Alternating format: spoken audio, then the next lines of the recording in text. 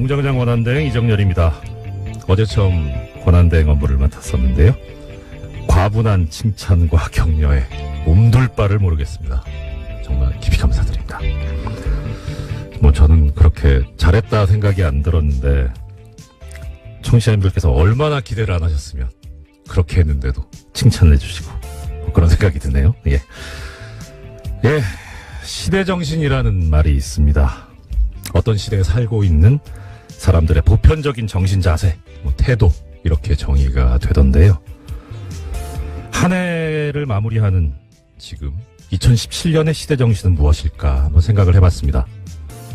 작년 말부터 시작된 이 광장에 뜨거웠던 열기, 촛불, 그리고 국민의힘으로 이루어낸 최고 권력자 파면, 문자 참여운동 등등을 생각해보면은 현재 시대정신은 국민 참여, 직접 민주주의가 아닐까 하고 감히 말씀을 드려봅니다. 이렇게 국민들은 능동적이고 깨어있는데 이런 훌륭한 국민들을 아직까지 가르치려고 드는 사람들이 있어요. 그 사람들은 스스로를 지식인이네, 오피니언 리더네 이렇게 얘기를 하더라고요. 아무리 많이 배우면 뭐합니까? 아무리 번듯한 직업 갖고 있으면 뭐합니까? 연봉 많으면 뭐합니까? 시대정신을 모르는데. 국민을 가르치려고 들지 마십시오. 가장 훌륭한 스승은 바로 이 나라의 주인인 국민입니다. 농부가 어찌 밭을 탓합니까? 연휴를 마치고 일터로 향하고 계신 우리 위대한 대한민국 국민 여러분, 오늘도 힘내보십시다. 이상 공장장 권한대행 이정열 생각이었습니다. 공장문 열겠습니다.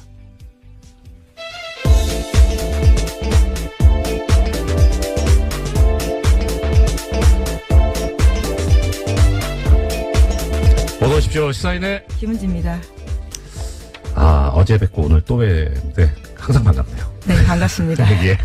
자, 오늘 좀 걱정은 돼요. 저 어제가 크리스마스여가지고 과연 뉴스가 있을까 싶은데 그럼에도 불구하고 또 튼실하게 준비를 해오신 김은지 기자님의 오늘 활약을 기대해보겠습니다. 어떤 소식 먼저 전해주시겠습니까? 네, 어제 크리스마스였는데요. 더불어민주당 추미애 대표와 자유한국당 홍준표 대표가 충북 제천 화재 현장을 찾아갔습니다. 두 사람은 사고 원인 및 대책을 놓고 극명한 입장 차이를 보였는데요. 추 대표는 소방 인력 및 장비 등의 확충이 시급하다라고 강조했고요. 반면에 홍 대표는 현장의 잘못된 대응으로 피해를 키웠다면서 세월호 참사 때와 닮은 꼴이다라고 지적했습니다. 예. 불행한 일이 벌어진 거는 이제 벌어진 거고, 문제는 원인을 어디에 두고 다시는 그런 일이 없도록 우리가 대비책을 세워야 되는데, 지금 말씀하신 바와 같이 원인에 대해서 서로 상반되게 생각들을 하고 계신 것 같아요. 근데 일단 좀 신경 써봐야 될 거는 객관적인 어떠한 상황이 과연 제대로 돼 있는가 하는 것을 염두에 둬야 될 것 같은데. 네, 그래서 추미애 대표 같은 경우에는 어제 예. 지방의 열악한 소방 인프라 개선돼야 된다는 점을 강조했는데요. 네네. 현장에 들어갈 수 있는 요원은 4명뿐이었다라면서 적절한 소방 장비와 소방 인력이 신속하게 투입됐다라면 하는 아쉬움이 남는다라는 이야기를 강조했습니다. 예, 그렇습니다. 이 제천 화재 발생한 제천 같은 경우에 인구가 한 13만 여분 정도 된다고 그렇게 들었는데 이 도시의 사다리차가 하나라고 그러더라고요. 근데 굉장히 소방 인력도 부족하고요. 소방 예. 장비도 부족해서 여러모로 현장에서 애를 먹었다라는 것들은 여러 차례 보도가 나왔습니다. 예, 그렇죠. 그리고 추미애 대표도 지적을 했는데 현장에 들어갈 수 있는 요원이 4명뿐이다. 그러니까 전부 소방서에 계신 분들이 10분 정도? 3교대제로 운영하고 있으니까 산술적으로 생각해도 3분, 많으면 4분. 근데 또 그런 말씀들 하시더라고요. 그러니까 실제 편제는 그렇게 돼 있는데 막상 신고받고 출동할 때는 2명만 가도 다행이다. 1명이 가는 경우가 너무 비일비재하다. 그러면서 가시면 사다리차 설치해야죠. 제일 많이 하시는 말씀이 그거더라고요. 왜 불 끄시려면 소방호스 가지고 물을 뿌려야 되잖아요. 근데 그냥 봐도 소방호스 이거 수압이 상당할 텐데 혼자서 갖고 하시면 이렇게 반동이라 그래야 되나요? 이렇게 튀어나와가지고 예, 어떻게. 몸이 밀릴 수 있는 그렇죠. 거죠. 그거 훨씬 더 품이 있어 보이네요. 네, 반동이 더 그렇습니다. 반동은 왠지 반동 분자가 생각나서 좀 종북스러워서 싫어요. 네, 그래서 이 두 분이 해서 저기 조를 이뤄야 운영하시- 되는 예. 상황일 것 같은데요. 조를 이뤄야 된다. 이것도 좋은 표현이죠. 예, 아유, 네. 감사합니다. 오늘 저는 여러 안 차례. 되네요. 일단 현장의 인력과 장비가 이렇게 부실하고 열악한데 이건 확충해야 되지 않느냐. 네. 예. 오늘 아침 한겨레신문이 그와 같은 지적들을 했는데요. 아, 네. 서울 등 대도시와 제천 등 중소도시 사이의 소방 경력 차이가 굉장히 크다라는 겁니다. 제천 같은 경우에는 서울에 비해서 소방 인력이 절반이다라는 건데요. 네. 기본적으로 어떤 위험의 양극화가 있을 수밖에 없는 상황이다라는 거죠. 그렇죠. 사실 뭐 수도권에 사는 분들이나 뭐 지방 도시에 사는 분들이나 뭐 생명의 소중함 다 똑같잖아요. 그러니까 여기에 대해서 격차를 두면 안 되는데 그런 또 보면은 여기에 대해서 사람들이 얘기를 할 때 이런 얘기들을 합니다. 지방자치단체 중에 소방서 설치가 안 돼 있는 데도 있고 또 그런데 한편으로 집값 떨어진다고 소방서 설치를 반대한 지방자치단체도 있고 또 이거 관련해서 그런 얘기가 있습니다. 소방직을 국가직으로 네, 지금 그렇죠. 이제 지방자치단체한테 맡겨져 있는데 지금 소방 인력들의 이게 굉장히 큰 염원 중에 하나입니다. 그렇죠. 예. 이게 어떻게 보면 그 지방분권화를 권력의 분산을 요구를 하고 있으니까 지방직화하는 게 맞지 않느냐, 그대로 두는 게 맞지 않느냐 하는데 지방직이 되려면 전제로서 지방자치단체의 예산이 풍부하고 그렇게 해서 지원이 잘 될 수 있어야 되는데 사실 우리나라 지방자치단체 중에 이 재정 자립도가 높은 데가 그렇게 많지 않지 않습니까? 그러니까 이런 인명을 다루는 생명과 국민의 안전을 다루는 이런 식은 그야말로 국가직으로 해서 빨리 예산 확충을 시키고 국민의 안전과 생명을 지킬 수 있도록 했으면 하는 그런 마음입니다. 그다음 뭐 제천 화재가 아무래도 큰 뉴스였으니까 관련 뉴스가 또 있는 것 같은데요. 네, 관련해서요. 이 지역의 국회의원인 자유한국당의 권석창 의원이 출입이 통제된 화재 현장에 들어가서 논란이 일었습니다. 화재 현장 방문해서 30분간 둘러보고요. 자신의 휴대전화로 현장을 촬영했다라고 하는데요. 못 들어가게 막자 자신이 국회의원이다라고 주장했다라고도 알려져 있습니다. 여기 왜 들어가셨답니까? 혹시 알려진 바가 있습니까? 자신의 주장은요. 네. 현장을 찾은 것은 의정활동의 일환이다라는 건데요. 현장을 통제해서 처음에는 경찰들과 실랑이가 있었지만 안전장비 갖추고 경찰관 입회하에 현장 들어갔다라고 주장하고 있습니다.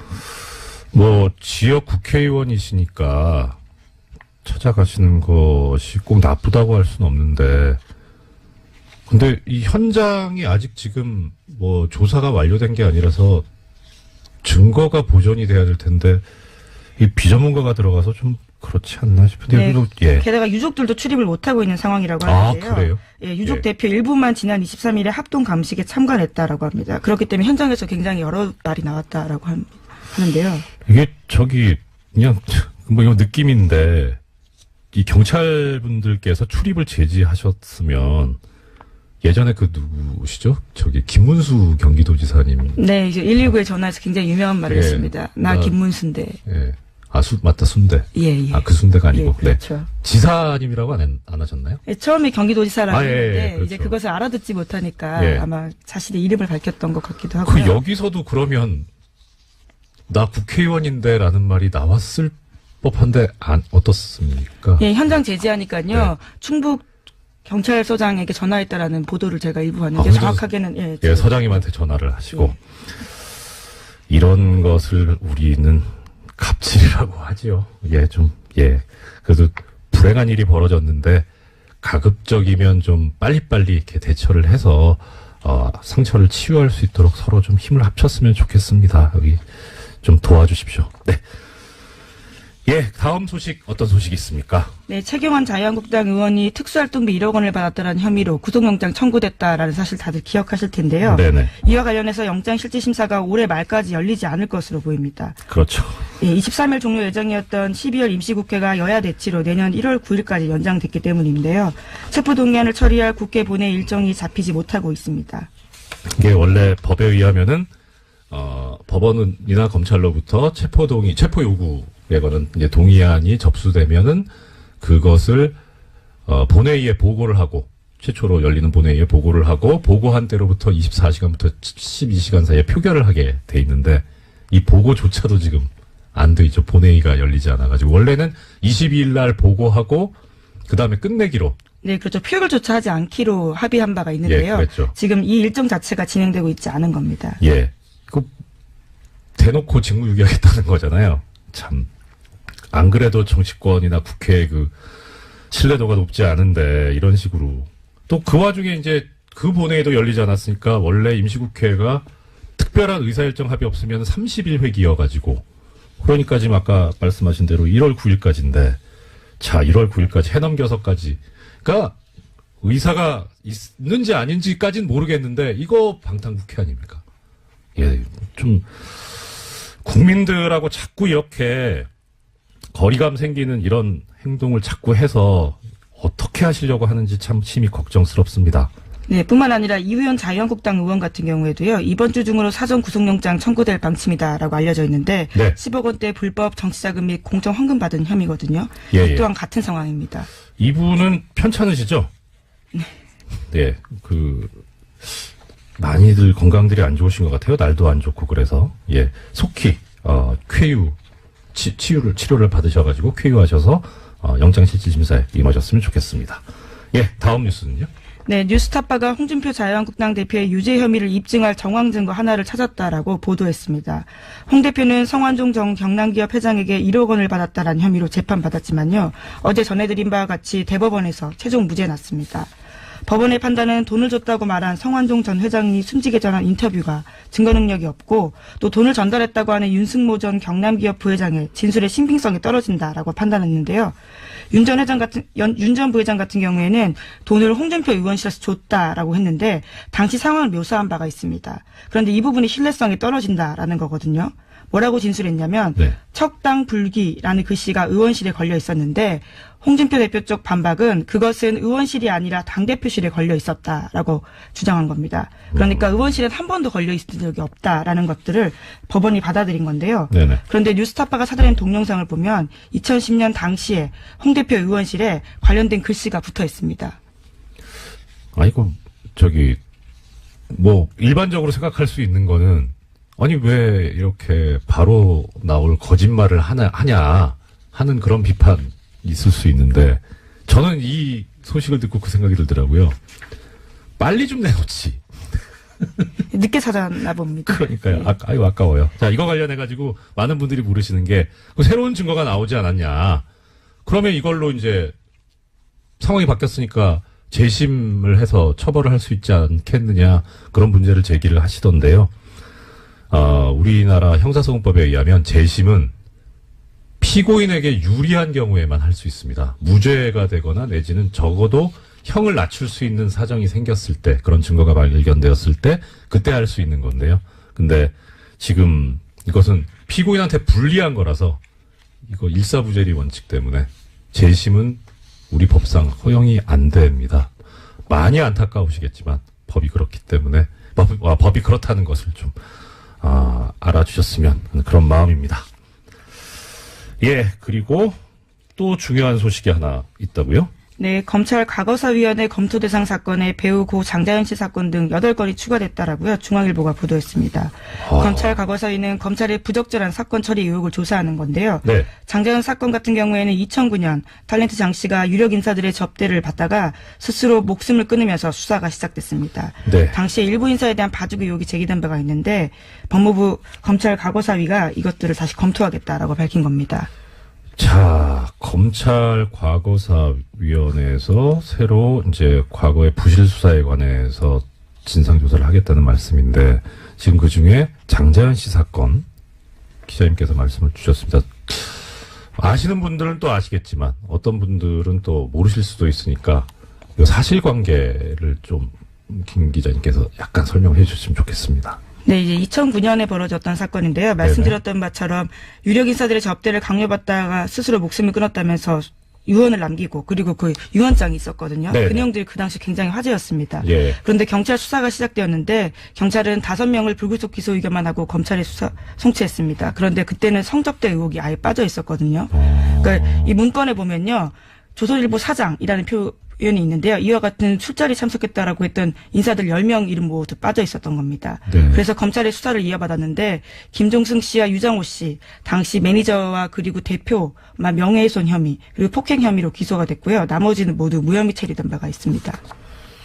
이게 지금 사실 애청자 여러분 꼭 기억해 주셔야 되는 게요. 이 장자연 씨, 고 장자연 씨 사건이요.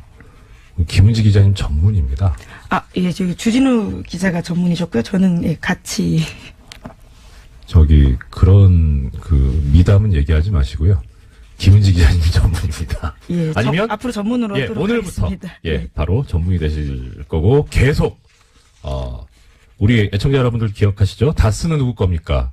이거는 뉴스공장에서 시작이 돼서 계속 하고 있죠. 장자연 씨는 누가 죽였습니까? 는 김은지 기자님께서 계속 파주실 것으로 기대하고 있습니다. 굉장히 무거운 숙제를 또 전해주시는데요. 예. 자, 여기에 근데 이제 관련되는, 아까 이제 접대 강요도 있었고, 껄끄러우실 수도 있는데, 언론사가 관련이 돼 있지 않습니까? 네, 그 당시에 그래서 검찰 공소장을 보면요. 장자연이 작성한 문서에 조선일보 사장이라는 기재가 있다는 사실만으로 피의자가 장자연으로부터 술 접대를 받았다거나 성매매를 하였다고 인정하기 부족하다라면서요. 결과적으로 방상문 사장 같은 경우에 증거 불충분으로 혐의 없음 처분받았습니다. 거참, 네. 그렇게 수사가 끝이 종결이 되고 그리고 나서 저는 자세히는 모르는데 그게 되게 마음이 아팠어요. 그러니까 장자연 씨께서 남긴 말씀 중에 어머니 기일인데 제사 때인데 나오라고. 어떻게 사람이 그럴 수가 있을까 싶었었거든요. 네, 참 어제 전해드렸던 성완종 전 회장 사건도 그렇고 지금 이 장자연 씨 사건도 그렇고 돌아가신 분들이 참 억울한 죽음이 되지 않도록 우리가 함께 애써서 잘 좀 밝혀봤으면 또 이 검찰 법무부 과거사위원회도 검토 대상 제대로 좀 해줬으면 좋겠습니다. 시간이 많이 흘렀는데 사실 여러 가지 소식을 준비해 오셨지만 어제 청취자 여러분들하고 약속드린 게 있죠. 삼성언론재단에서 언론인 분들, 우리 시사인에 계신 분들이나 TBS에 계신 분들은 안 보내주고 다른 분들만 보내줬다는 이 엄청난 잘못에 관해서 오늘 좀 이어서 이야기를 해보겠습니다. 지금 언론재단 나오는데 이 언론재단이요. 실제 사업이 어떻게 되는지 혹시 나오는 얘기가 있습니까? 비용이라든가 회계를 어떻게 처리한다 이런 것들요.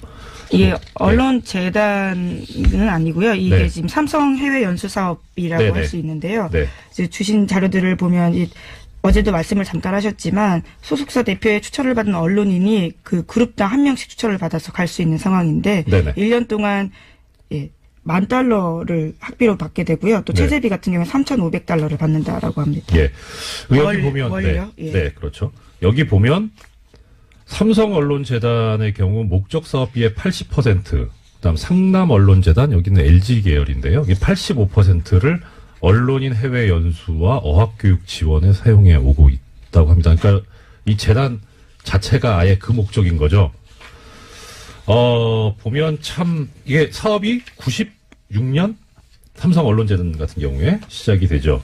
시작이 되고 2016년까지 있었습니다. 여기 기술을 그래서 하나씩 붙이시더라고요. 삼성언론재단에서 보면 22기까지 2016년에 그래서 이제 2017년은 못 가셨고. 근데 오늘 드리고 싶은 말씀은 이겁니다. 이 중에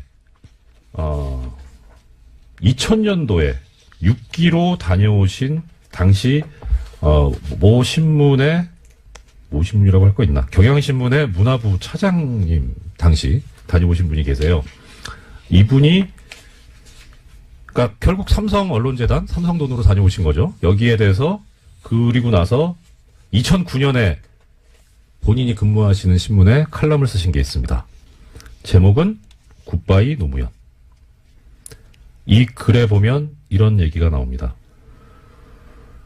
참여정부의 실정으로 서민들이 가난해지는 동안 노무현 패밀리는 부자가 되었다는 사실은 변하지 않는다. 재벌개혁을 다짐하고는 삼성에 국정을 위탁하고 특권 없는 사회를 만들겠다고 하고는 스스로 특권층이 되고 시장개혁 대신 시장 만능의 우상을 퍼뜨림으로써 노무현을 통해 세상의 낡은 질서를 바꾸려 했던 그 열정을 싸늘한 냉소로 바꿔놓고 삼성에 국정을 위탁했다.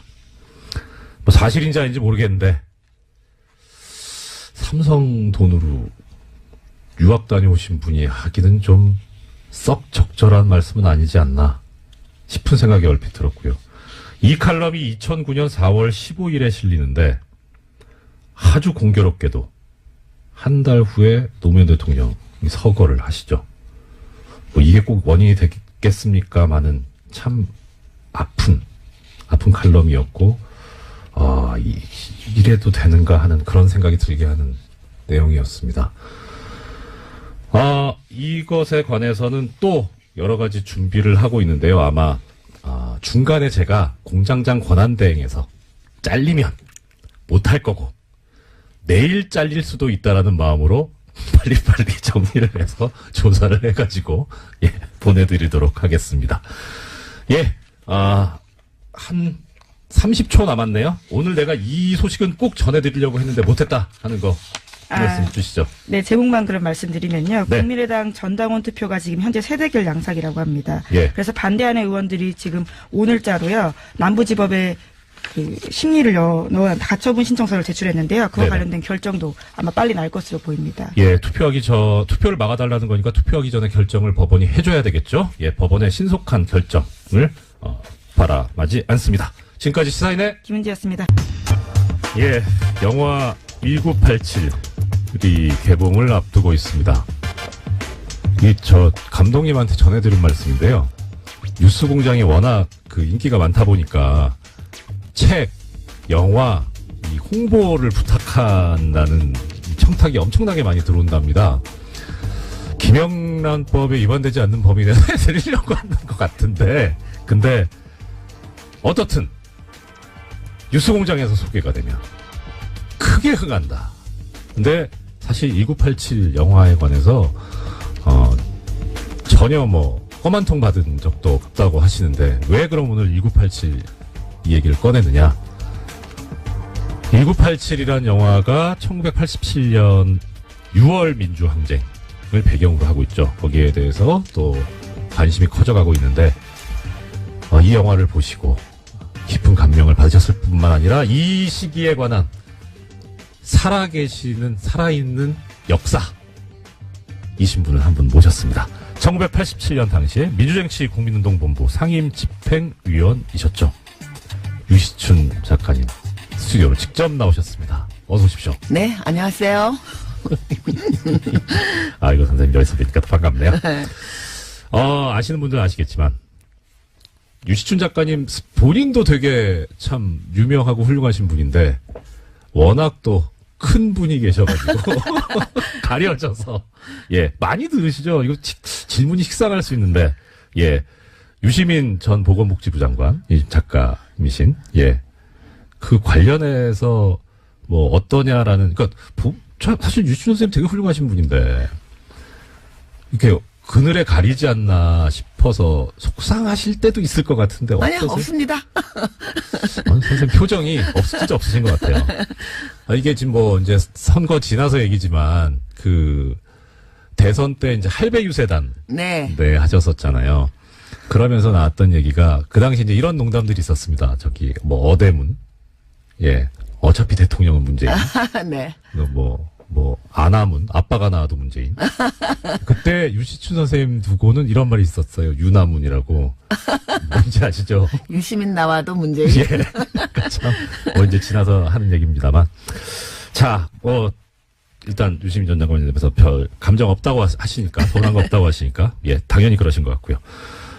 오늘 이제 모셔서 듣고 싶은 말씀 시작해 보겠습니다. 민주정치 국민운동본부, 줄여서 국본 상임집행위원으로 활동하셔서, 이 당시 이제 정말 살아계신 역사인데 일단 영화 1987 어떤 의미가 있고 어떻게 보셨는지 좀. 네, 영화가 예술로서의 본성을 가지고 있고요. 네. 또 그 어떤 예술과 문학도 그 시대의 사회 현실과 역사로부터 결코 자유로울 수 없습니다. 그렇기 때문에 대사회적인 기능을 갖고 있는데요. 저는 이 양자 중에 그 후자에 더 충실한 그리고 매우 훌륭한 그 기능을 수행한 영화라고 보았습니다. 아, 네. 역사적인 의미가 있다. 네.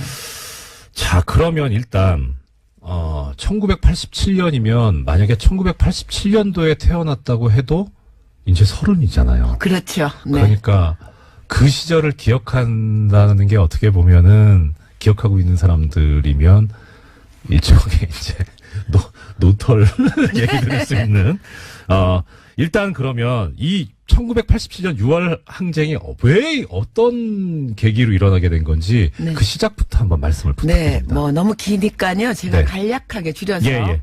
잘 말씀드릴게요. 여러분 아시다시피 그 박정희 유신 통치 체제는 사실 종신 집권 체제였습니다. 그렇죠. 근데 이제 내부의 분열로 박정희 대통령이 시해당하고 네. 민주주의를 갈구하던 국민들은 민주정부가 당연히 들어올 거라고 아주 합리적인 추론을 했는데 네. 뜻밖의 전두환과 그 신군부 일당이 광주에서 학살을 감행하고 그야말로 정권을 탈취했습니다. 그렇죠. 이제 그로부터 한 7년에 걸쳐서 그 정통성도 민주성도 역사성도 부재한 그 정권을 물리치고 네. 새로운 민주정부를 세우려는 열망이 국민들에게 광범위하게 퍼져 있었는데 그렇죠. 그중에서도 청년 학생들이 용기 있게 전위에 섰습니다. 예. 그러다 보니 청년 학생들이 감옥으로 많이 끌려갔어요. 많이 갔죠. 특히 5.18 광주 민중항쟁의 진상을 밝히기를 요구하는 학생들을 모두 잡아갔습니다. 네.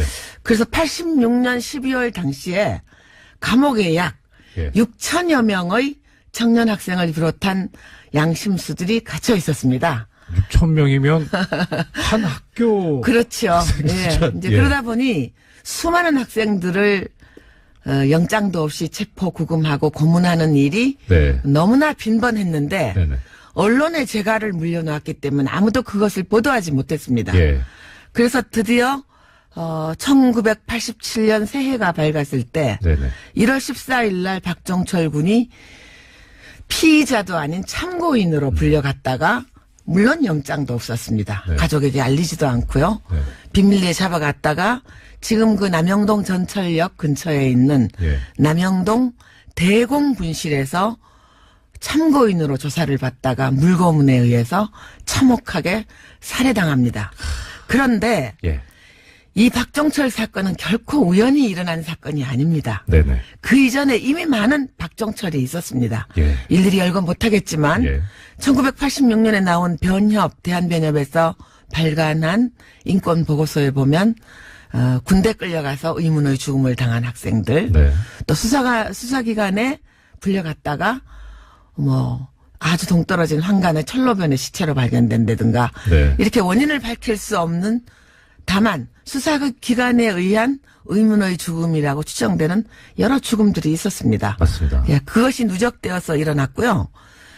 그리고 86년 11월 말에 애국학생 청년연합이라고 해서 애학투가 네네. 1,400명이 민주정부 수립을 요구하면서 건국대를 점거한 사건이 있었는데요. 참 이제 기억도 새롭습니다. 네, 근데 그때 건대 이제 사태. 네, 건대 사태인데요. 네. 그때 모든 이 간제 언론, 예. 정부의 검열을 받는 언론들은 그것을 시키는 대로 전두환이 시키는 대로 무슨 공산주의 투쟁, 네. 또 일본의 적군파를 모방한 좌익 게릴라 네. 투쟁이다. 네. 이렇게 다 빨간칠을 하고 뒤집어 씌울 때인데 그 사법사상 유례가 없이 1,200여 명이 구속이 되었고요. 예.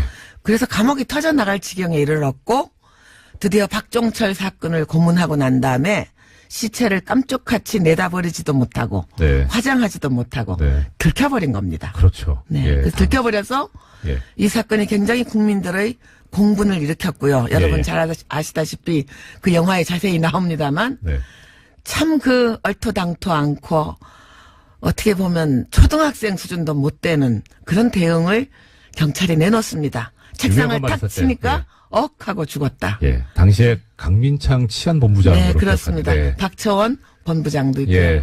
이분들이 그 2, 3일 동안 그렇게 머리를 맞대고 수기한 결과가 겨우 그렇게 유치짬뽕인 탁 치니까 억하고 네. 죽었다는 유명한 말을 어록을 남겼습니다. 네네. 그래서 저는 이 박종철 사건을 보면서 역사는 간혹 우연을 통해 필연을 관철한다는 말이 있습니다. 우연을 통해 필연을 관찰한다.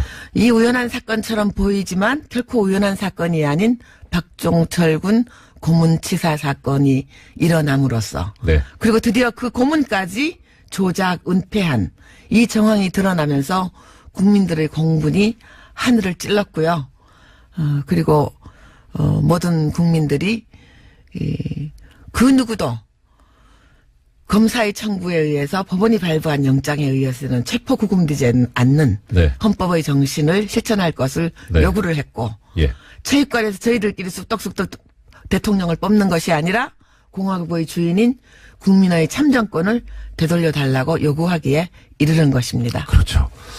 예, 약간 부연 설명을 해드리자면 당시에 고문에 가담했던 사람이 전부 5명인가 그랬었죠. 그런데 2사람이 한 것으로 축소하고 2사람이 다 뒤집어 쓰고 네. 들어갔다가 네. 구치소 안에서 사실은 3명이 더 있었다라는 얘기가 밖으로 흘러나오고 그것을 천주교 정의구현 네, 그 얘기 제가 좀 말씀드릴게요. 예. 참 이 역사가요. 뒤돌아서 생각하면 저는 무신론자인데 이럴 네. 때면 하늘이 계시지 않나 하는 생각이 드는데요. 네. 그래서 이제 그 5명 중에 A, B, C, D, E, F 중에 EF가 이제 뒤집어 썼단 말이죠. 예. 자기들은 나중에 이렇게 팔 잡아주는 정도의 조력자였어요. 근데 생각하니까 이거 고문치사라는 엄청난 범죄를 네. 둘이 다 뒤집어 쓰고 갈 생각을 하니까 아득하니까 울면서 예. 토로한 거예요. 네. 그거를 감옥에 계시던 양심수 한 분이 예. 적어서 이부영? 이부영 선생님이 들으셨고 네. 그걸 또 그 당시에 있던 교도관이 예. 까트로 전달을 했습니다. 그런데 네. 과연 이 엄청난 사실을 누구에게 전달할 건가 예. 하고 한참을 고민을 했는데 첫째는 그때 개원청원 예. 국민운동을 벌이고 있던 야당에게 전할 건가 네. 그다음 아니면은 뭐 학생들에게 전할 건가 예. 그게 누구에게 전해야 이것이 가장 국민들에게 믿음을 주고 네. 의분을 불러일으킬까 하는 것을 고민한 끝에 예. 정의구현 사재단이라는 그 신부님 네, 신부님들한테. 조직에 전하게 됩니다. 그때 뉴스공장이 있었어야 되는데. 그때 뉴스공장이 있었으면은 아깝습니다. 박종철 사건이 일어나지도 않았죠. 하긴 그렇겠네요. 네. 네. 이 짧은 생각. 네. 자. 그렇게 해서 고문을 해서 사람을 죽였을 뿐만 아니라 더 나아가서 그걸 은폐하기까지 그런 이제 범죄를 저질렀는데 그것이 도화선이 돼서 실제 행동까지 갔습니다만 그 고문치사 사건에 대한 분노를 넘어서 당시에 이 국민들이 요구했던 거는 아까 말씀하셨던 대로 대통령을 직접 국민의 손으로 뽑을 수 있는 그러니까 대통령 직선제 국민의 권리를 보장하라 라는 그것이었죠. 그래서 그 얘기 관련해가지고 이제 이 선생님께서 계셨던 민주정치 국민운동본부가 있었는데 그 조직은 어땠나요 당시? 네, 그 규모라든가. 비하인드 스토리를 잠깐 말씀드리면 가장 중요한 것이 그렇게 폭발력을 지니게 된 것은 마지막에 네. 야당이 합류하면서 함께 조직을 꾸렸기 때문에 그렇게 폭발력이 있게 되었습니다. 네네. 이제 박종철 군 사건, 고문치사 사건 일어나고 네. 그야말로 민주화 운동 단체로만 2월 7일, 3월 3일 추도회와 평화대회 행진을 했는데 네.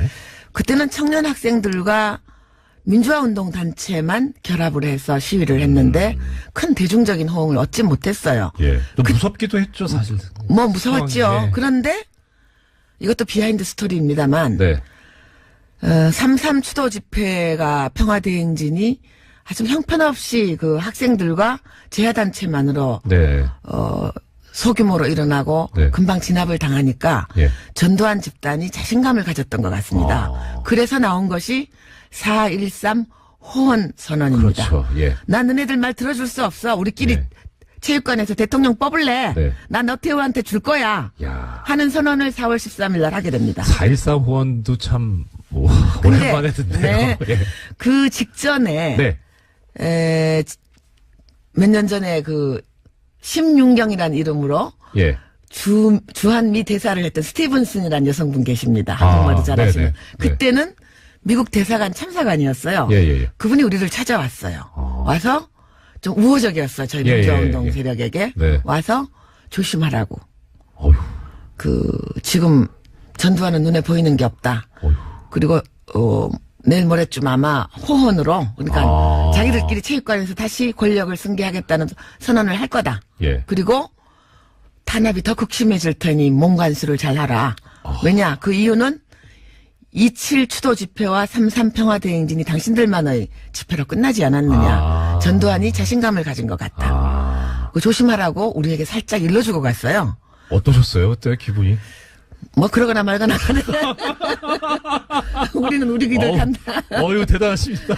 저 듣고 있는 그냥 앉아서 이 말씀만 듣고 있는 저도 등골이 오싹해지는데. 그래서 이제 4.13 호원 선언이 사실상 국본 결성의 예. 불을 지핀 겁니다. 도저히 이제는 안 되겠구나. 네. 자기들끼리 체육관에서 모여서 쑥쑥 하면서 나 두한이는 나 친구 노태우한테 물려줄 거야. 너네들 네. 눈 감고 입 닫고 가만히 있어 이 자식들아 주는 거나 먹고 이런 선언이었단 말이죠. 그러니까 네. 4.13 호원이 나고 그 이틀 뒤에 그 국보원을 결성하는 초동 모임을 저기서 하게 됩니다. 예. 그러면요.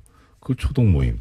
국본 결성하시고, 그게, 아까 3.3 대행진까지 말씀하셨고, 4.13 호원까지 나왔으니까 대략 5월? 아닙니다. 4.13 호원 나고, 예.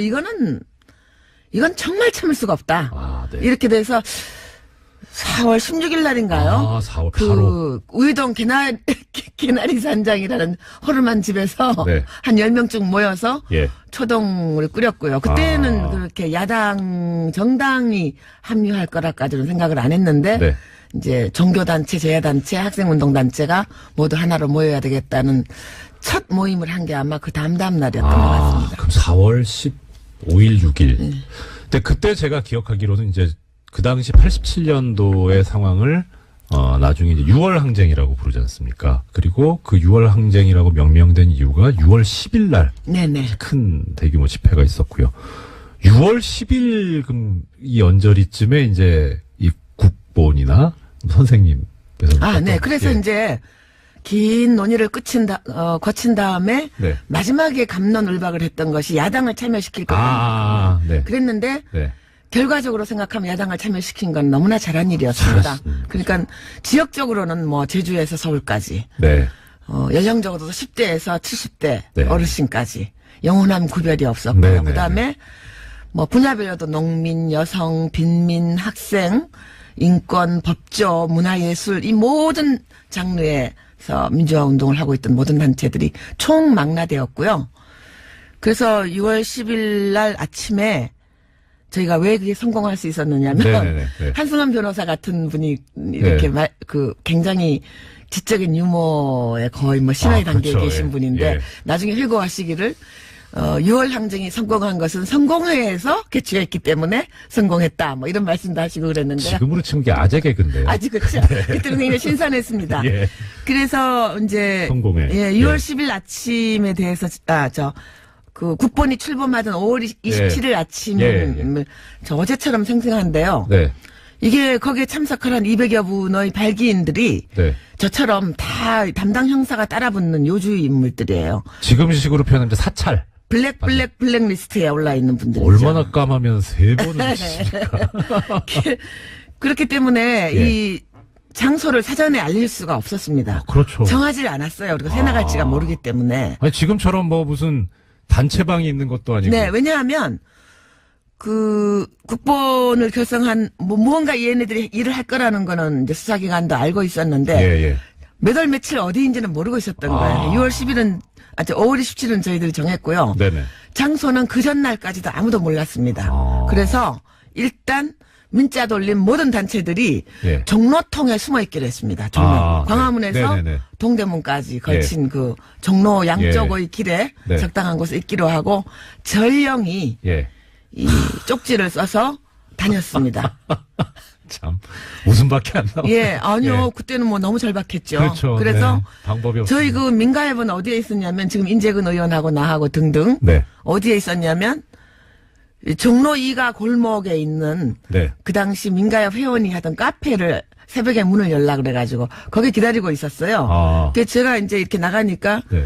새벽빛이 부유하게 일어나는 아침이었어요. 그랬더니 5월. 네. 5월 27일 아침 네. 6시에 예. 그 멀리서 누가 오더라고요. 예. 그 기춘이에요. 명동 청년연합 간사로 있었던 전에 청와대에서도 일하고 있었던. 기춘. 네네. 그거 기춘 김기춘? 아니야 그냥 기춘 오더니 설마.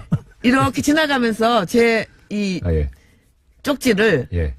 저 작은 메모지 한 장을 제 손에다 이렇게 쥐어주고 나가더라고. 봤더니 향린교회 이렇게 돼 있는 거예요. 아. 근데 그때 저희가 이제 어디서 하느냐를 두고 네.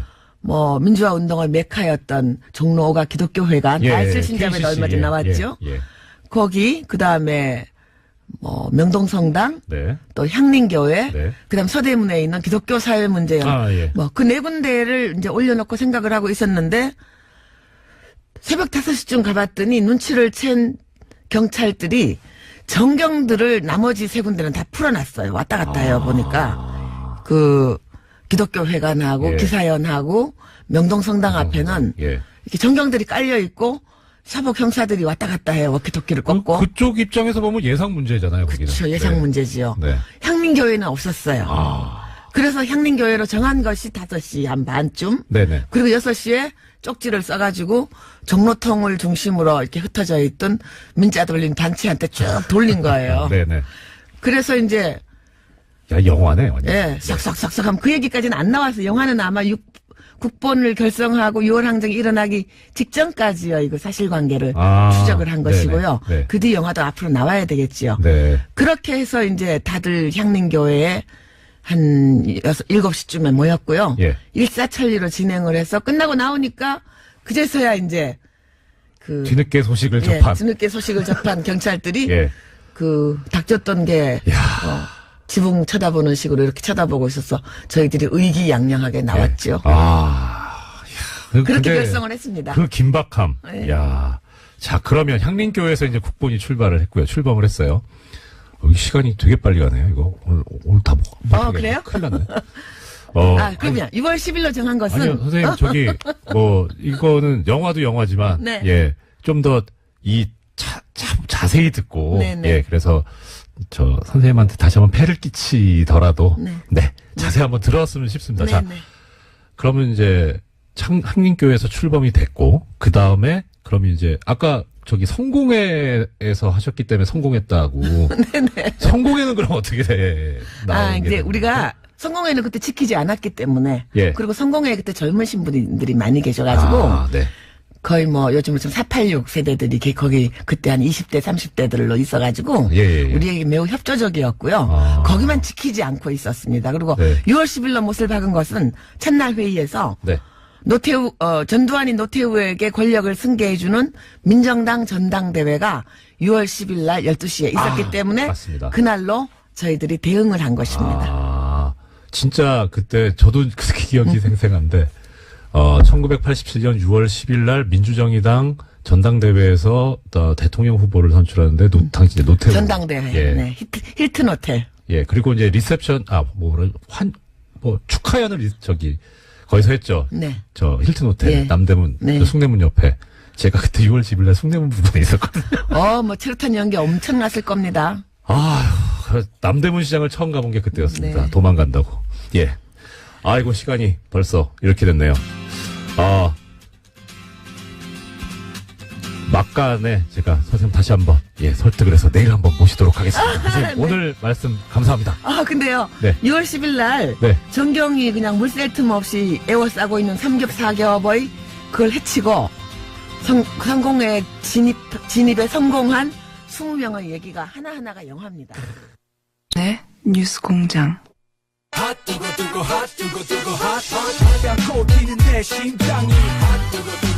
예, 3부 시작하겠습니다. 화요일의 남자, 핫해, 바른정당, 하태경 최고위원 오셨습니다. 예, 반갑습니다. 처음 뵙습니다. 근데, 우리 봤죠, 몇 번. 왔다 갔다 하면서. 최고위원 저는, 같이 소주를 안 마시면 기억을 못 합니다. 소주. 근데, 네. 오늘 분위기가, 예. 훨씬 밝아졌어요. 인물부터 비교되는데. 의원님, 이 칭찬인지 아닌지 잘. 아니, 없을 때 까라고. 그 말씀이시군요. 아니지, 과거에 보면 우리가 신언서판이라고 그러잖아요. 네네네. 일단, 얼굴대지, 언서, 목소리도 훨씬 좋습니다. 목소리 지금 칭찬이 자자하더라고요. 선생님, 선생님, 의원님, 국정의 한 축을 담당하시는 국회의원이시고, 정당의 최고위원이신데, 이렇게 사람 보는 눈이 없으시면 어떻게 합니까? 공장장한테, 불만인 사람 많아요. 그렇습니까? 없을 때 제가 대변해 드리는 거예요. 저런. 저는 아닌데. 네, 괜찮다고 생각을 했는데. 아니, 우리 이판사님도 보니까, 네. 물론 우리 공장장님 눈이 있으셔가지고 후계자를 잘 고르신 것 같은데. 후계자 아닙니다. 그냥 대행입니다. 네. 자, 먼저, 지난주에, 저도 이제 지금 대행을 하고 있습니다만, 이렇게 매일 듣거든요. 근데 지난주에 바쁘셔가지고. 지난주에? 네. 지난주에 핫한 이슈가 있어가지고. 예. 제가 굉장히 재밌게 들었어요. 남경필, 이재명. 예. 논쟁. 네. 근데 제가 놀란 게, 이재명 시장님 우리 바른정당으로 오셔야겠더라고요. 왜요? 아니, 남지사가 과거 이재명 시장 입장이고. 예. 뭘 좀 퍼주려는 입장이고. 예. 이재명 시장은 재정적인 문제를 이유로 들어서 계속 반대하는. 구도가. 예. 구도가 그래서, 이재명 시장님 보수로 전향했나? 스카우트 하신다면. 네. 이재명 시장님 요즘 핫하죠. 저희들이랑 코드가 맞죠. 핫하기는 하태경 최고위원이시죠. 자, 보니까 제가 이제 대행으로서 좀 준비를 한다고 보니까 의원님 페이스북에 마지막 호소라고. 맞습니다. 예. 그 호소를 오늘 인재 등용문 뉴스공장에서 요즘 네. 고백합니다. 대놓고 구걸 정치하고 있습니다. 우리가 교섭단체가 네. 무너지면서 후원금이 확 끊기는 네. 이런 상황에서 예. 핫해 그냥 핫하게 대놓고 네. 예. 후원금 좀 보내주시라고 구걸 정치하고 있습니다. 예. 판단 잘 해주시고요. 청취자 여러분들. 네. 자, 지금 사실 의원님 모셨습니다마는 바른정당 얘기를 해야 되는데 바른정당 관련해가지고 지금 또 가장 이슈가 되고 있는 게 통합 얘기 통합이죠. 예. 근데 제가 보기에 제가 이제 바른정당 쪽 입장이라고 가정을 하고 생각을 하면 어떻든 이제 같이 살림을 합치자, 통합을 하자 이런 파트너잖아요. 근데 네. 파트너가 내부적으로 좀 정리가 잘 되고 순조롭게 스무스하게 와야 되는데 계속 싸우고 있는 것 같거든요.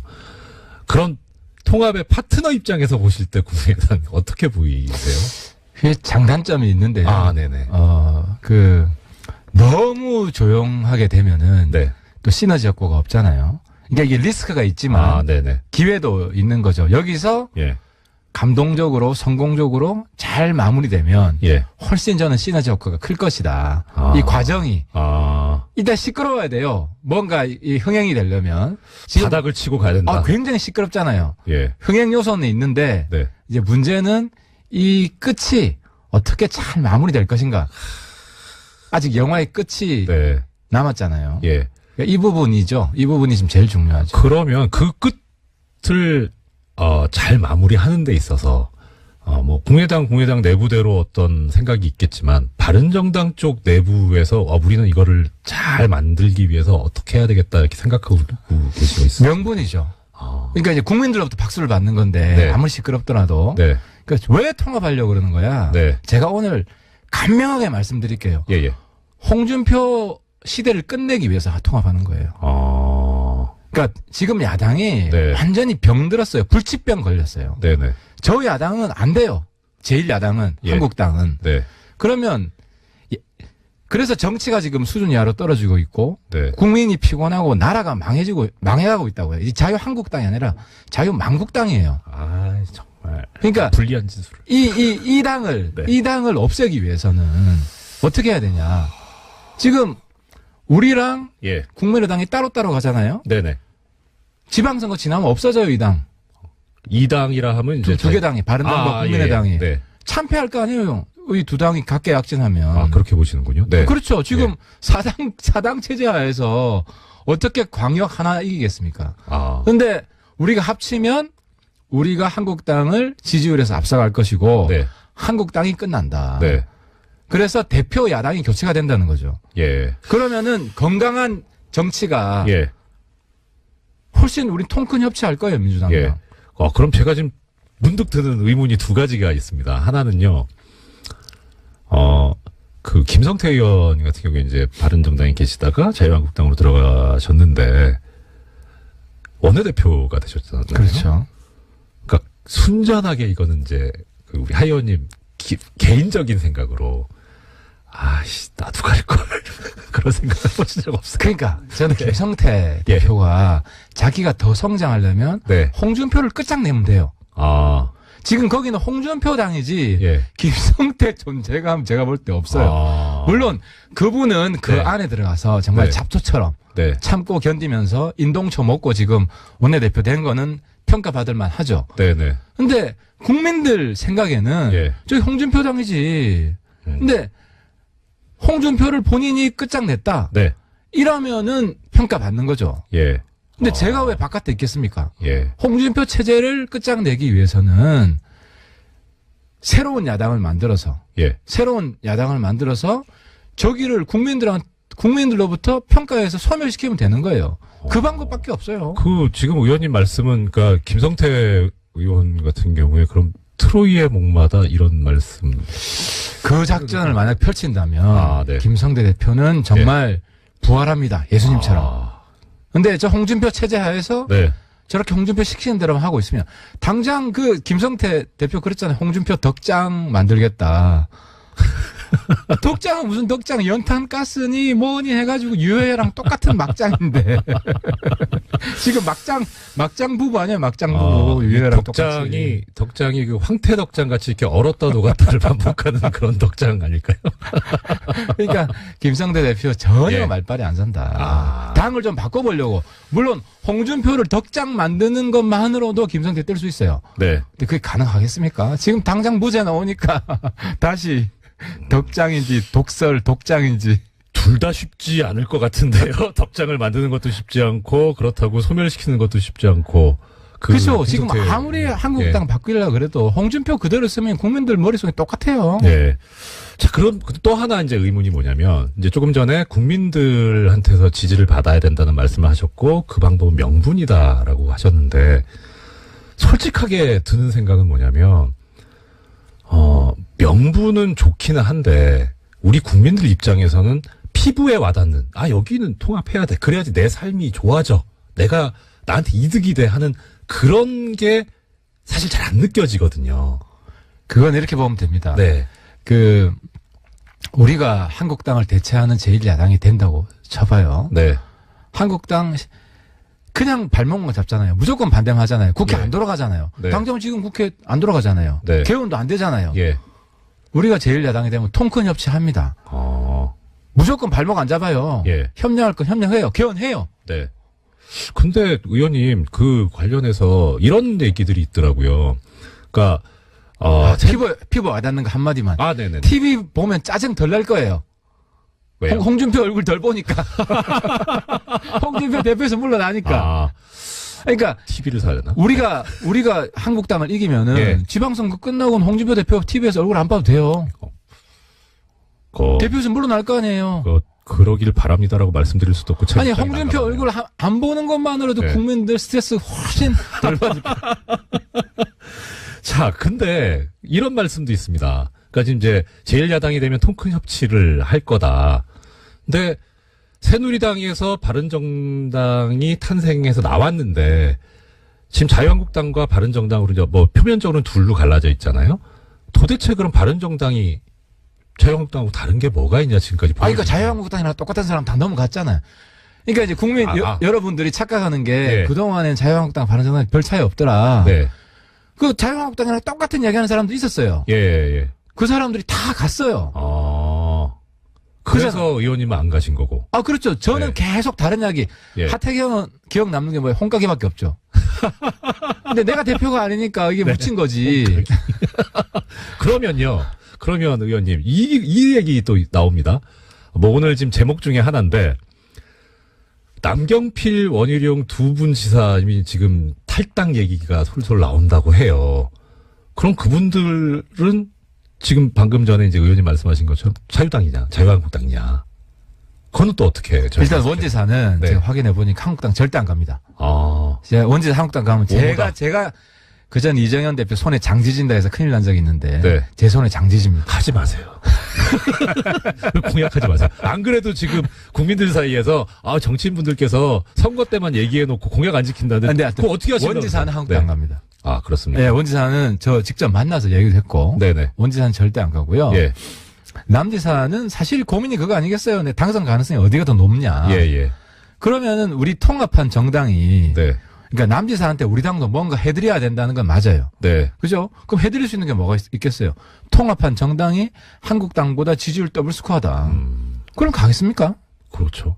그렇죠. 예. 근데 지금 보면 근데 그렇게 보니까 좀 남지사님이 이 당선 가능성이라는 이익을 쫓고 계시는 약간 좀 치사한 느낌이 드는데. 남지사님도 잘 그건 아닌 거죠? 판단하셔야 됩니다. 네. 본인의 이미지랑. 아, 네. 근데 제가 생각할 때 우리가 통합했는데도 불구하고 남지사님이 한국당 가면 2등 안에도 못 들 가능성이 높아요. 예. 1등은커녕 2등 안에도 못 든다. 예. 그리고 명분이나 실리나 저는 통합정당과 같이 가는 게 남지사한테 훨씬 이롭다. 네. 근데 너무 점잖다. 우리 그러면, 점잖지 않게, 그럼 한 말씀 더 네, 올리겠습니다. 공격적으로 했어요. 공격적으로. 내가 지금 적응이 안 되고 있어요. 저기, 지금 부산에, 이제 해운대 갑 지역구시죠. 제 지역구. 예. 거기서는, 다음번에 당선되겠냐, 바른정당 간판 가지고, 자유한국당을 가셔야 당선되지 않겠냐, 차라리 자유한국당 가시라, 이런 얘기도 제가 들어봤거든요. 그건 어떠세요? 여론을 솔직히 말씀드리면, 네. 이 통합당, 예. 가지 말고 자유한국당 가라는 여론이 사실 좀 더 강했어요. 예. 제가 지역 가서 들어보면. 예. 최근에 바뀌고 있습니다. 박지원 의원님이 도와주셔가지고. 어떤 말씀이죠? 이게 역설인데, 박지원 의원님이 예. 처음에 뭐라 그랬냐면, 죄송합니다만, 박지원 의원을 부산에서는 어르신들은 아직도 빨갱이라고 생각 많이 해요. 예. 왜 빨갱이 박지원 밑에 가서 일하려고 그래? 이러다가, 네. 박지원 의원이 통합당을 яр하게 부시니까, 예. 까니까, 예. 박지원이 반대하는 정당이구만. 거기 빨갱이 정당 아니네. 네.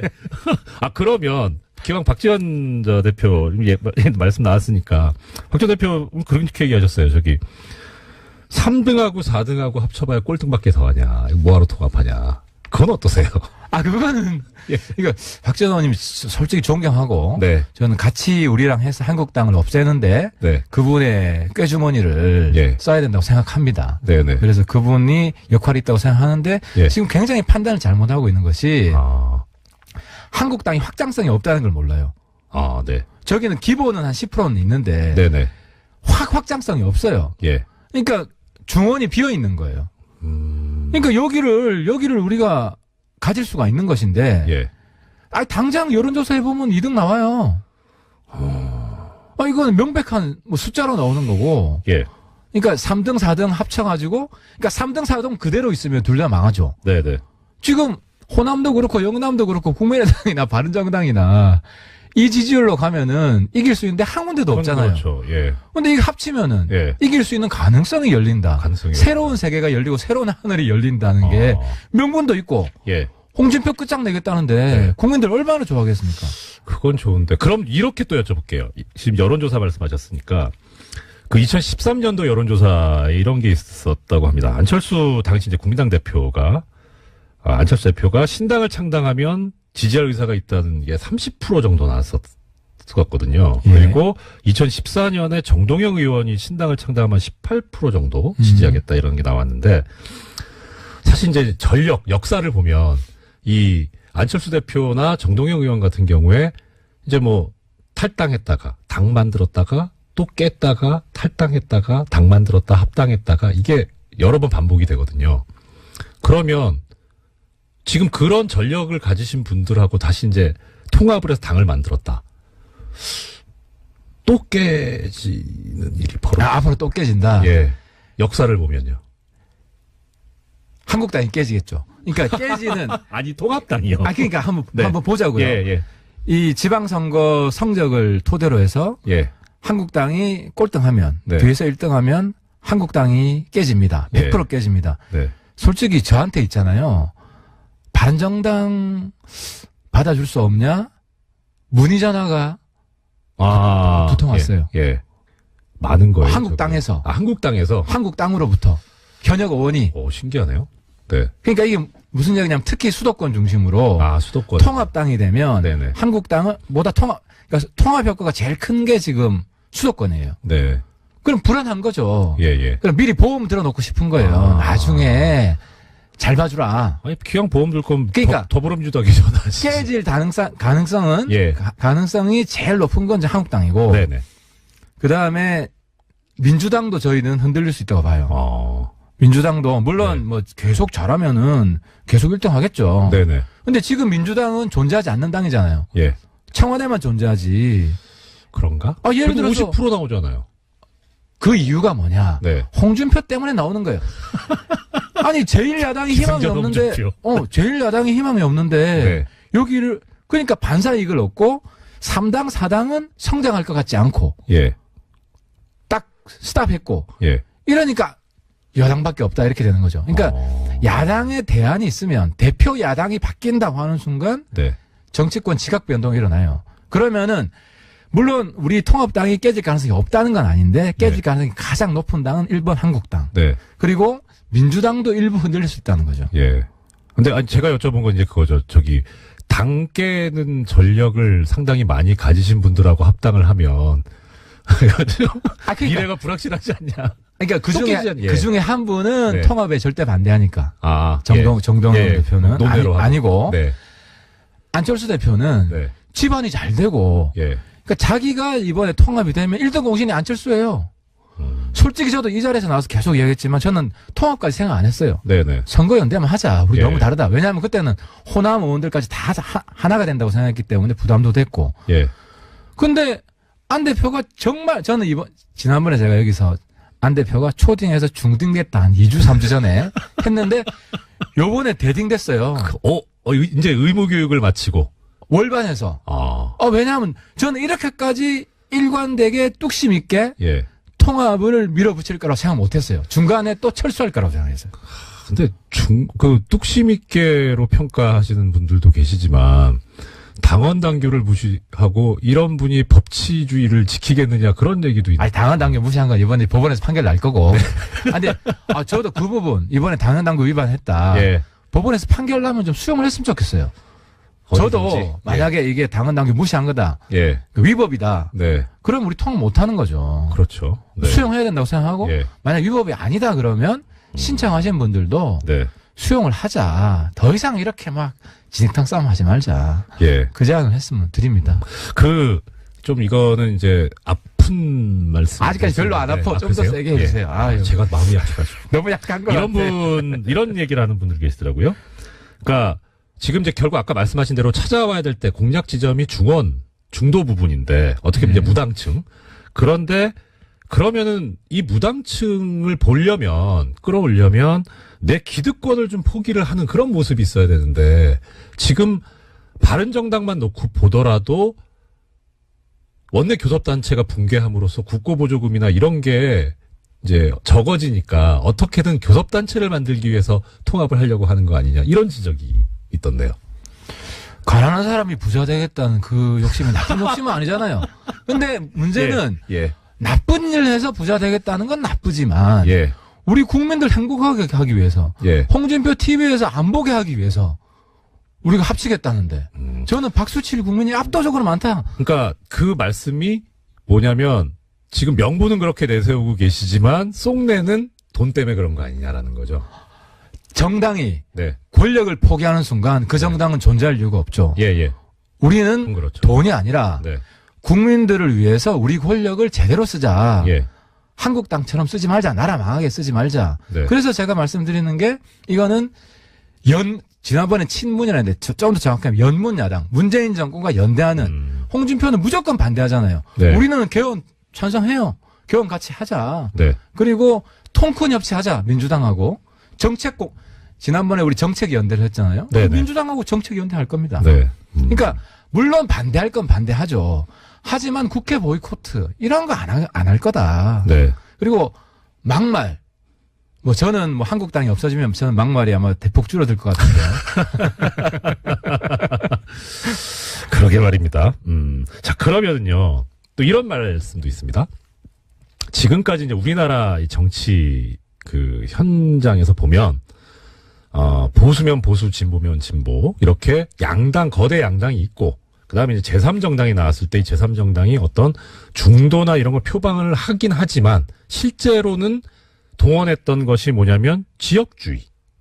그러니까 그렇게 해서 재미를 봤다. 뭐 예컨대 사실 냉정하게 국민의당도 어떻게 보면 호남을 이제 했었고 자민련 과거에 그랬었고요. 그러면 이렇게 이제 지역을 계속 동원하지 않으면 생존할 수 있는 수단이 없어지는데. 그 시대 끝났다. 아, 끝났다. 제가 오늘 그 들어오면서 이제 뉴스 그 일부 들었는데요. 네. 1987년 네네. 제가 이제 그때 2학년이었잖아요. 예. 우리 세대 이 80년대 세대는 지역 감정 없어요. 왜 없냐? 우리 세대는 민주주의 이념이 예. 지역을 압도한 세대예요. 네. 지역 감정 완전 없어요. 예. 이 세대가 지금 대한민국을 이끌어 나가고 있기 때문에 더 이상 후퇴하면 안 되죠. 안 되고 이번에 만약에 통합이 되면 지역 감정 없는 정말 새로운 정치가 태동을 하는 거예요. 물론 어르신들한테 조금 남아있죠. 네. 그 표 우리 뭐 무시해야죠. 그 표까지 받으려고. 아니 어르신들한테 우리가 당당하게 이야기할 거예요. 네. 그러니까 하태경이 왜 새누리당 있으면서 님을 위한 행진곡 예. 빨갱이 몰이하는 거 그렇게 깠냐. 네. 5.18에 대해서 계속 지역에서는 욕 들으면서 제가 이야기를 했어요. 네네. 근데 이제 어르신들 이해하죠. 아. 시대가 바뀌기 때문에. 예. 그러니까 이런 헌신과 희생이 있어야 되고 이번에 새로 나오는 정당은 지역주의 없는 정당, 예. 지역 감정 없애는 정당. 그런 정당이 될 거라고 봐요. 그래서 저는 안 대표랑 좀 생각이 다른 게 안 대표 네. 자꾸 다당제 이야기하잖아요. 네네. 저는 신양당제. 한국당이 없으면은 우리랑 민주당이 그냥 1대1 붙는 거지. 그러니까 한국당을 완전히 없애고 새로운 야당이 생기는 네. 새로운 국가가 생기는 예. 이런 출발점이 그래서 이 정당은 단순히 선거공학적인 그런 연대가 아니다. 그걸 뛰어넘는다는. 그러면 앞으로 이제 통합정당이 출범하게 되면 지금까지 뭐 국민의당에서 주장했던 뭐 호남 홀대니 이런 말도 이제 안 나오겠네요. 호남 이게 뭐 홀대. 이렇게 뭐 이 지역이 나오는 그런 거 없어요. 예. 그런 거 없어요. 우리는 뭐 영원한 부부가 많이 생길 거라고 저는 생각합니다. 오히려 영원한 커플이 많이 생기고 네. 훨씬 교류를 많이 하고 예를 들어 부마 항쟁 때는 광주에서 와서 같이 기념하고 5.18 때는 부산에서 가서 대구에서 가서 네. 같이 기념하고 이런 아름다운 시대가 도래하지.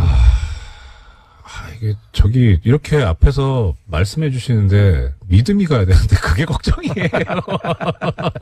워낙 많이 속아봐가지고 설마 진짜 그랬으면 좋겠습니다. 예, 참.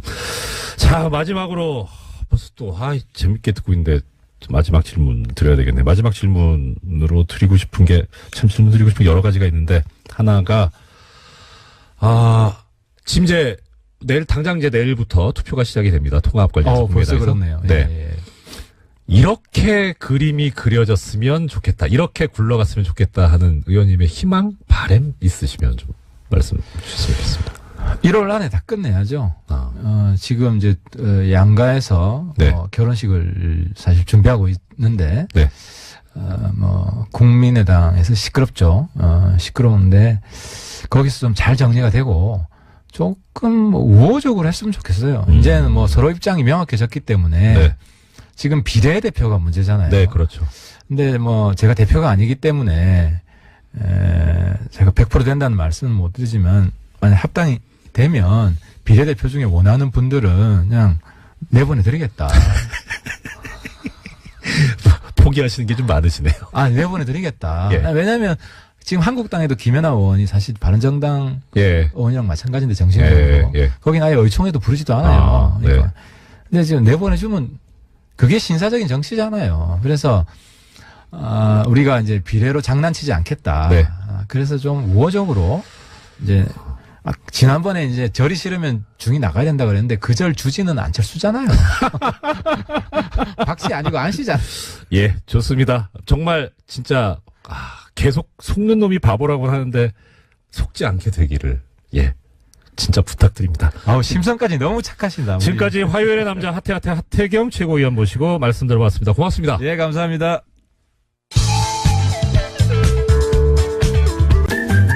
예, 어려운 경제, 어려운 이름 연구소 소장님. 이거 저기 선생님 연습을 좀 했는데 아직 안 붙었어요. 칼폴라니 사회경제연구소 정태인 소장님 나오셨습니다. 안녕하십니까? 네, 안녕하세요. 네. 네, 유시춘 누님께서 무슨 얘기를 하셨길래 포탈 일입니까? 아, 영화 1987 관련해서 그 6월 항쟁 때 말씀하셨는데요. 네, 근데 시민이보다 더, 유시민 장관보다 더 말 잘합니다. 어휴, 깜짝이야. 네. 이 방송 항상 들을 때마다 드는 생각인데, 소장님 나오실 때 시그널이 참 깜찍하고 좋습니다. 내용도 아주 풍부하고 많이 배우고요. 오늘 또 이제 현장에서 한번 배워가겠습니다. 어제 중소기업중앙회에서 실시한 대국민 중소기업 이미지 인식도 조사가 있었다고 하는데, 결과가 어떻게 되는지부터 좀 말씀해 주십시오. 네, 중소기업 호감도가 100점 만점에 51.4점, 그러니까 대기업은 71.5점, 성인 1000명한테 조사를 했는데요. 네네. 사실 이 절대 수치는 문제가 아닌데, 네. 중소기업 호감도가 매년 조사에서 떨어지고 있어요. 특히 20대가 51.4에서 47.8, 30대는 52에서 47 이런 식으로 떨어지고 있어서 중소기업 가고 싶지 않다. 젊은 사람들이 이런 얘기들이 이제 확실하게 나타나고 있는 거죠. 예. 여러 가지 이유가 있을 텐데요. 중소기업이 이렇게 호감도가 낮은 것이. 근데 특히 이제 항목별로 이게 이제 구분이 돼 있다고 하지 않습니까? 네네. 어떤 부분이 이제 예, 항목별로 보면 근로조건에 대한 호감도가 제일 낮았습니다. 이 근로조건이라는 건 임금, 근로시간, 작업환경 이런 것들인데 이 호감도가 46.8로 가장 낮았고 네네. 또 안정성도 없잖아요. 중소기업 가면은 평생 직장 이런 건 꿈도 못 꾸는 거니까 그것도 낮았고요. 자아실현이 그 다음이 낮았고 사회적 지위 다 이 중소기업한테 불리한 항목들에서 낮았고 성장성이 그래도 5개 중에서는 제일 나은 편으로 나왔습니다. 그래도 그렇게 큰 차이는 안 겠습니다. 이게 지금. 그러니까 이게 절대 수치는 큰 의미가 없는. 네. 그냥 주관식으로 물어보고 점수 써가지고 그걸 평균한 거니까. 이건. 이건 공감이 갑니다. 봉급, 또 열악한 작업 환경, 야근, 과로. 자, 그러면 일단 봉급 먼저 얘기해 주셨으니까 임금. 예. 실제 그럼 대기업이 지금 71.5점. 그다음 중소기업이 51.4점이면 거의 20점 가까이 차이가 나는데 임금 부분에서는 도대체 얼마나 차이가 나? 그러니까 이거는 어떻게 대기업을 어떻게 정의하느냐에 따라서 또는 조사기관에 따라 다 다른데 대체로 반이라고 보시면 됩니다. 반? 예, 제가 오늘 적어온 거는 2015년 고용노동부 조사 결과 대기업을 300인으로 잡았을 때 이걸 500인으로 잡을 수도 있습니다. 근데 대기업 월 평균 총액이 561만 원, 중소기업이 306만 원, 그러니까 54.5%죠. 지금 제가 보기엔 이거 좀 크게 나왔는데 반밖에 안 된다는 얘기죠. 근데 80년대 말만 해도 70%에서 80%였어요. 그러니까 현대 자동차에 다니다가 이제 1차 하청으로 옮기면 한 80% 받았거든요. 근데 지금은 진짜 반이에요. 대체로 이렇게 보시면 됩니다. 대기업 중소기업 반, 그다음에 정규직 비정규직 반, 남성 여성 반. 그러니까 여성 비정규직 이렇게 되면 중소기업 이렇게 되면 굉장히 차이 많이 나게 되는 거죠. 우리가 이제 양극화 얘기를 하는데 이 대기업과 중소기업 사이에서도 양극화가 더 심해지고 있다 이렇게 봐도 되나요? 그럼요. 근데 80년대 말에 무슨 일이 벌어졌냐면 우리나라가 79년 위기를 맞으면서 대기업이 하청계열화를 시작합니다. 그러니까 일본 흉내를 내는데 그게 이제 완성이 되는 게 80년대 말이에요. 근데 이제 90년대 초까지는 굉장히 경제가 좋았는데 그 이후로는 이제 격차가 막 벌어져서 그러니까 80에서 50까지 떨어졌으니까 굉장히 많이 벌어지고 또 하나 차이는 뭐냐면 또 다른 일이 벌어진 건 뭐냐면 대학교가 하는 비율이 굉장히 높아졌어요. 네, 그렇죠. 제가 다닐 때 한 20% 안 됐는데 근데 지금은 조금 떨어졌지만 70% 가까이 가거든요. 한때 80%가 넘었었는데. 근데 이 대학교 요새 등록금도 비싸잖아요. 돈 많이 내고 왔으니까 번듯한 직장을 가야 되는데 중소기업 일자리 수가 85% 이상이거든요. 학자금 대출이나 벌고 받아서 사회에 진출할 때 돈을 모아서 나가는 게 아니라 빚을 지고 출발을 빚을 하니까. 보통 한 2천만 원, 3천만 원 지는데 근데 이 대기업 전문직 이런 거 빼버리면 중소기업이 이제 85% 정도가 되니까 이 갈 데가 없는 거예요. 70%가 15%에 들어가고 싶은 거 아니에요. 대기업이나 전문직이 되고 싶은 거 아니에요. 그럼 항상 1년에 55% 탈락이잖아요. 되게 탈락을 하더라도 뭐 그렇더라도 이게 심하게 차이가 안 나게 해줘야 되는 게 이제 사회 그러니까 구조고. 차이가 많이 나니까 예. 그 15% 들어가려고 그러고 예. 절대로 저 중소기업의 첫 직장을 잘못 잡으면 안 된다. 첫 발을 잘 내딛어야 된다는 게 어른들 네. 말씀이거든요. 예. 예. 이명박 대통령 때 눈높이를 낮춰라. 예. 처음에 중소기업 가서 탁 차근차근 올라가서 대기업 갈 수 있다. 자기도 그랬다 이렇게 얘기를 했는데 요새는 그게 불가능하거든요. 시대가 바뀌어버려. 예. 그러니까 노동연구원에서 나온 보고서를 보면 빈곤의 늪이라는 말이 나와요. 네. 그 빈곤의 네, 덫. 네, 네. 이렇게. 처음에 이제 압박을 받다가 중소기업이 들어가요. 근데 오래 못 다니는 경우가 굉장히 힘들죠. 많아요. 굉장히 이게 짧아요. 3년이 네. 안 됩니다. 근데 그만두면 이제 실업자죠. 이제 실업자였다가 다음에는 비경활이라고 해서 아주 이제 포기하는. 예, 그렇죠. 그래도 한참 지내다가 또다시 어쩔 수 없이 중소기업 갔다가 예.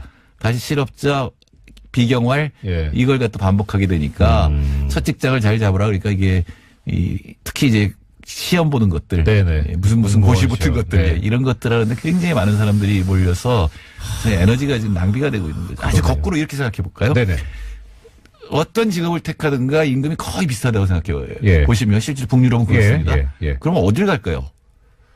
그러면 그래도 좀 덜 힘든데 시간 여가가 많은데 저 같은. 그러니까 자기 취향에 따라가겠죠. 예. 아 예. 예, 자기가 좋아하는 일을 선택하게 네네. 될 거니까 아무래도 좋아하는 일을 선택하게 되면 생산성이 올라가게 되지 예, 않겠습니까? 생산성이 올라가죠. 사실 15% 가는 대기업에 간다고 하더라도 자기 좋아하는 일 안 하는 경우가 많이 있죠. 네. 거길 가야 되니까 네, 예, 공무원 시험을 봐야 예, 되니까. 예. 그러니까 이런 사람들의 생산성이 낮을 가능성이 굉장히 높거든요.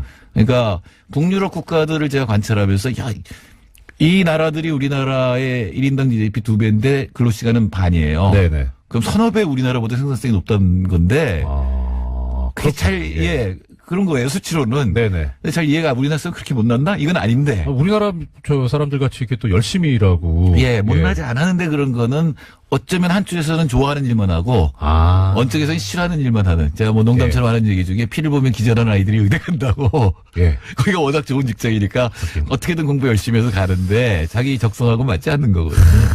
그러면 이렇게 이제 차이가 나고 사람들이 막 참 어려워하는데 왜 이렇게 중소기업이 상황이 열악한지 혹시 뭐 좀 제도나 시스템상으로 예, 바꿔야 아까 되는지. 제가 얘기한 하청 계열화가 완성됐다는 거는 네네. 이제 대기업에서 하청 단가를 매긴다는 얘기잖아요. 우리나라 예. 중소기업의 절반은 하청 계열사라고 보시면 됩니다. 예. 근데 하청 단가를 되게 마음대로 한다면 예. 예를 제가 10,000원짜리 부품을 만드는 중소기업 사장이에요. 열심히 노력해서 생산성을 올렸어요. 기술을 발전시켜서. 9,000원에 만듭니다, 지금. 네. 네. 옛날처럼 10,000원이 단가면 10,000원에 받아서 1,000원 남잖아요. 그렇죠. 그거 가지고 생산성을 더 향상시키든가 노동자 임금을 줄 수가 예. 있는데 네. 대기업이 그걸 다 알아요. 얘가 어느 걸 발전시키는지 다 알고 하청 단가를 9,000원 깎아버려요. 이게 그 후려치기 뭐 이런. 예. 어떤 거는 정기적으로 우려치는 것도 있고 예. 사실은 대기업의 하청기업이 되려면 자신의 기술 상황 어떤 친구들이 자기의 지금 들어왔는지까지 다 알려줘야 됩니다. 정보를. 헐. 그러니까 아이고, 대기업들은 뭐 영업 비밀 아닙니까? 근데 그렇게 안 하면 그 계열사에 못 들어가 계열에 못 들어가니까. 예. 참 심하다. 그러니까 그런 것들 다 파악하고 있으면서 생산성 향상분을 다 하청단가 후려치기로 빼가면 네. 중소기업 생산성이 계속 낮을 거 아니에요. 재충전이 안 되는. 인센티브도 없고 네. 여력도 없고 네. 그럼 생산성 격차가 점점 벌어지는 걸로 나타나게 되겠죠. 그러면 임금은 점점 벌어지고 예. 그럼 뛰어난 젊은이들은 안 가려고 그럴 거 아니에요. 여기. 예, 그렇죠. 예. 그럼 가는 사람도 또 이렇게 차이가 벌어지니까 이게 점점 예. 벌어지고 이게 극단적으로 가게 되면 사실은 극단적으로 가게 되면 대기업도 자기 이 발밑을 갖다 파버리는 거거든요. 그렇죠. 토대가 예, 지금은 취약해지니까. 중국에서 끌어온다고 하는 건데 이게 제대로 안 되면 굉장히 위험해질 수 있는 겁니다.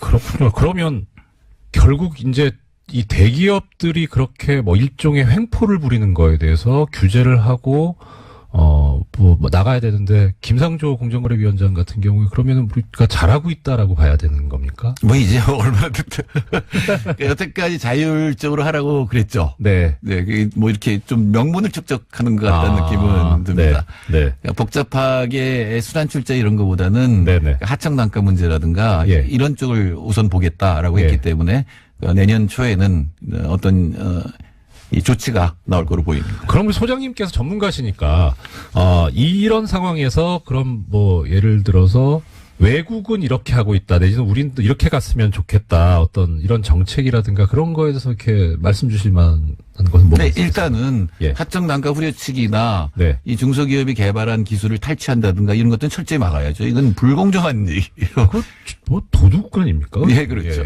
예. 또 하나는 이제 클러스터라는 걸 만드는 건데 아, 네네. 문재인 정부의 경제정책 기조가 소득주도 성장하고 네. 그다음에 혁신 성장인데 혁신 성장이 일본에 뭐가 들어가 있냐면 중소기업을 혁신의 주역으로 만들겠다는 얘기가 나옵니다. 이건 처음 나온 얘기입니다. 우리나라 역사상. 네. 네. 이게 굉장히 어려워요. 예. 근데 중소기업이 혁신의 주역이 되려면 네트워크가 돼야 됩니다.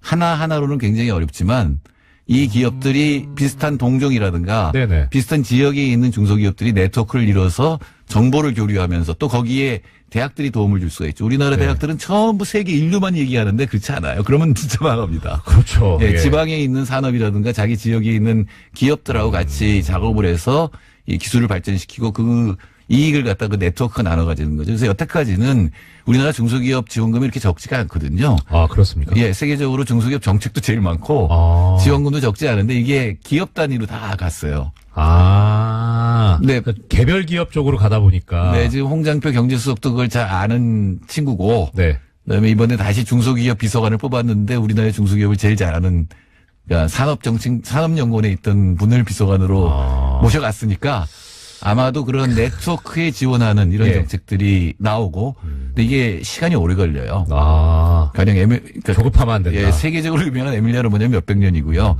최소한 한 10년 정도는 그런 네트워크가 형성된 걸 갖다 지원을 하게 되면 네. 우리나라 중소기업들도 희망이 있다고 저는 생각합니다. 아, 이거 참, 이제, 10년 걸린다고 하셨으니까, 이건 또 중간에 그러면 이제 정권 교체기도 있을 수 있는데. 뭐, 그러니까 바뀌더라도. 예, 일관돼야 될 것 같네요. 예, 하태경 의원처럼 좋은 정책을 따라한다. 뭐 이런 사람들이 많이 나와야죠. 소장님, 거기서 하태경 의원님 인용하시면 청취자님들한테 바로, 예, 혼나실 수도 있는데. 예, 자, 청년들이 중소기업에 갈 수 있도록 이렇게 많이 지원을 해주고, 그렇게 해서 탄탄한 기반이 형성되게 하자는, 좋은 말씀 들었습니다. 오늘 말씀 감사합니다. 지금까지 칼폴라니 사회경제연구소 정태인 소장님 모시고 말씀 들었습니다. 감사합니다. 예, 감사합니다. 예, 어제 인사를 제대로 못 드리고 끝냈죠. 오늘은 인사 드리려고 애를 써봅니다. 자, 공장문 닫습니다. 공장문 닫습니다. 안녕.